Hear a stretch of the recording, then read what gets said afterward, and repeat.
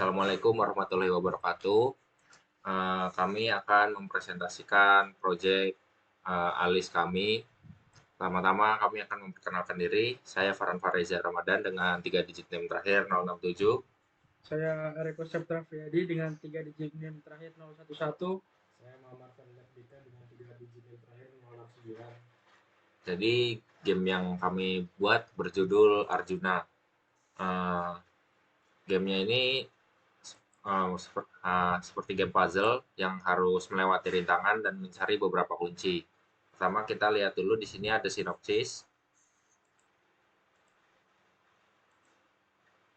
Sini ayat kesempurnaan perjalanan Arjuna menjadi kesatria sejati. Kita skip saja, langsung kembali, lalu kita play.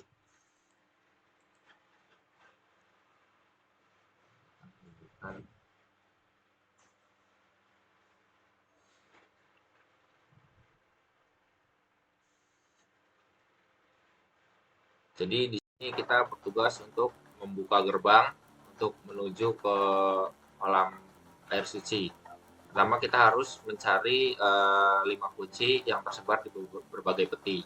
Di sini temboknya tidak bisa ditembus, jadi kita harus mencari kuncinya itu. Di sini. Akan ada suara jika ada kuncinya, seperti itu. Lalu jika peti yang kosong ada di sebelah sana. Di sini juga ada fitur dash, jadi bisa langsung maju ke depan dengan memencet shift. Oh ya, majunya di sini menggunakan WASD. W untuk maju, S untuk mundur, A dan D untuk kanan kiri. Lalu yang tadi itu peti yang kosong, jadi kuncinya tidak akan bertambah. Lalu di sini ada rintangan. Jika kita terkena oleh karakter-karakter di sini, nyawa kita akan berkurang. Seperti ini. Nyawa kita akan berkurang.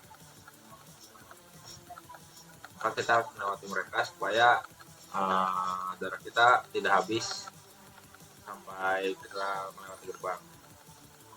Ini ada kunci lagi. Kita cari kunci lainnya.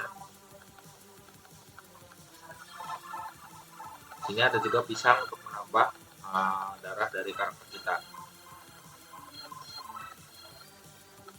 Lanjut, kita cari lagi.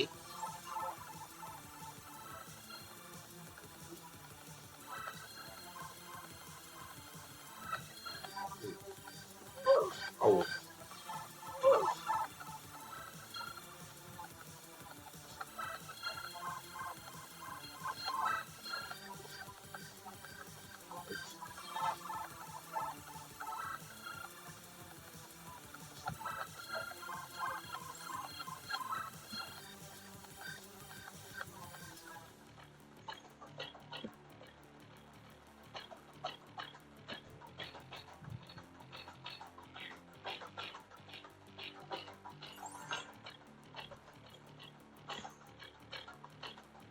Nah, saat kunci sudah terkumpul semua, maka gerbang akan langsung terbuka.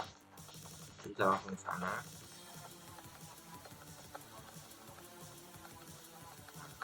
Gerbang sudah terbuka. Dan game akan selesai ketika menyentuh bangunan. Jadi sukses. Di sini skor ditentukan oleh timer yang ada di sini. Lalu kita sekarang akan tes bagaimana jika player itu mati, jika darahnya itu habis.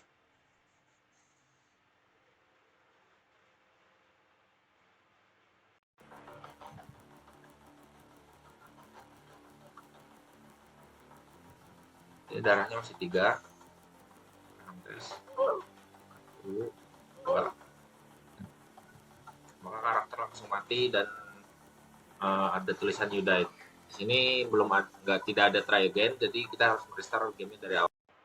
Sekian dari kami, presentasi dari kami. Sekian dan terima kasih. Wassalamualaikum warahmatullahi wabarakatuh. Oke, kita lanjut untuk membahas kodenya. Yang pertama di sini ada initialize event listener di this scene activated. Di sini do together my first method. dan waktunya di sini di set vehicle ke kamera biar ketika waktunya kamera bergerak, waktunya itu ikut bergerak juga. Lalu di sini memulai key counter untuk menghitung kunci yang didapat. Lalu di sini ada health count untuk menghitung darah dia. Terus di sini ada fungsi add key press listener. Jadi ketika dia klik W, nah, lalu dia akan memulai startnya. Ketika memulai start, dia juga akan otomatis memulai audio backsound-nya. Lalu di sini ada kode untuk add collision start listener. Jadi ketika si monkey ini bertabrakan dengan raksasa 2, raksasa 3, raksasa 4, raksasa 5, dan raksasa 6. Nah, di sini jika si monkey ini belum mati, maka si monkey akan terkena damage ketika bertabrakan dengan raksasa-raksasa ini. Nah, jadi di nyawa teks ini kita kasih value health-nya dia ngambil dari diskit nyawa. Nah, jika keduanya ini misal darahnya kurang dari atau sama dengan 0, lalu monkey itu sendiri bakal mati, karakternya mati. Lalu di sini set game over-nya true, lalu kameranya di set vehicle ke disk. Lalu di sini akan memainkan play date animation, yang dimana play date animation ini akan muncul background warna merah dan ada tulisan dead gitu. Nah, di sini untuk animasi karakter jika terkena tabrakan dengan raksasa. Ketika si karakter Monkey King ini tabrakan dengan raksasa, maka dia akan play kayak sound effect. Di sini ada Roblox dan Dead sound effect. Lalu ada flash rate overlay. Nah, di sini kita implementasikan kepada biped disk Monkey King-nya gitu. Nah, untuk selanjutnya, jadi ketika dia kena raksasa, dia akan mundur 2 langkah. Ketika si monkey king-nya terkena dengan raksasa, dia akan mundur 2 langkah. Nah, lanjut di sini ada fungsi add key press listener. Nah, di sini ada kode untuk menggerakkan karakternya. Nah, di sini jika mencet tombol W, maka monkey king-nya akan maju gitu. Dan di sini ada detektornya, yaitu form detektor. Ketika menyentuh tembok, dia akan terdeteksi dengan form detektor, kan dia tidak akan bisa tembus ke temboknya. Sama halnya dengan S, S dengan detektor, lalu D, A untuk maju, W untuk maju, S untuk mundur, A ke kiri, dan D ke kanan.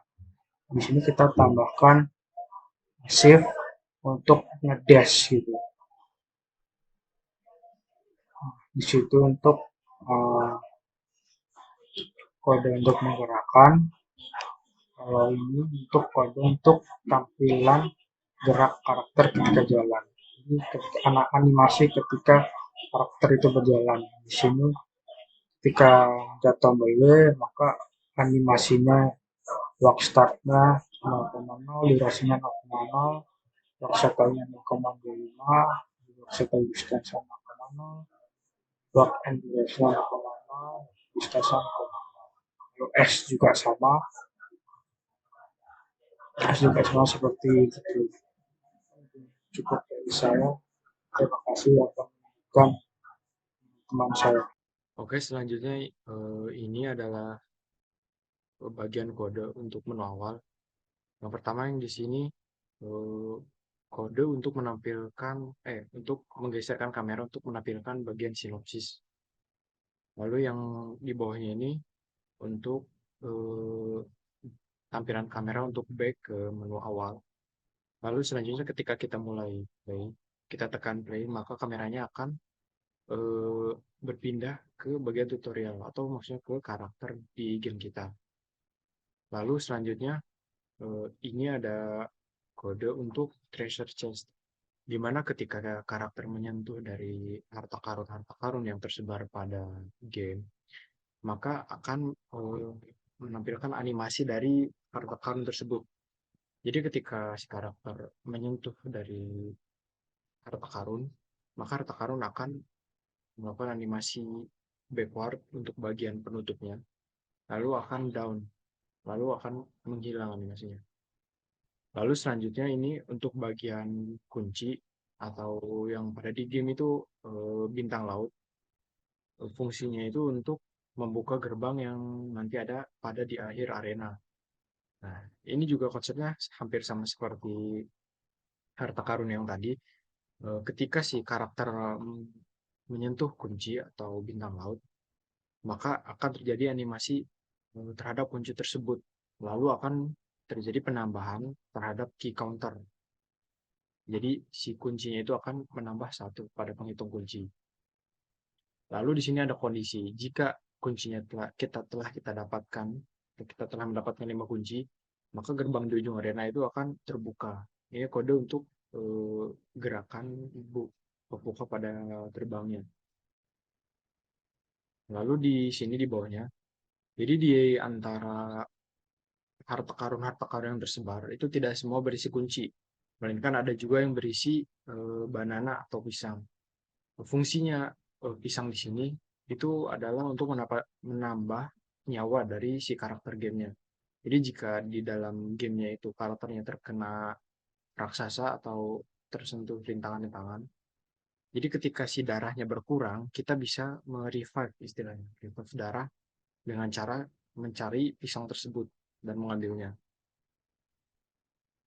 Lalu yang di bawahnya, jika kita telah melewati gerbang, yang artinya kita telah menyelesaikan game tersebut, di sini maka akan timer dari si gamenya akan berhenti, lalu kita akan lalu game tersebut akan menampilkan tampilan game over atau game telah selesai. Lalu kameranya akan berpindah ke sukses. Jadi setelah kita menyelesaikan game, maka akan tampilan selesai, lalu akan ada tampilan sukses dari game tersebut. Ya, mungkin cukup sekian dari saya. Terima kasih.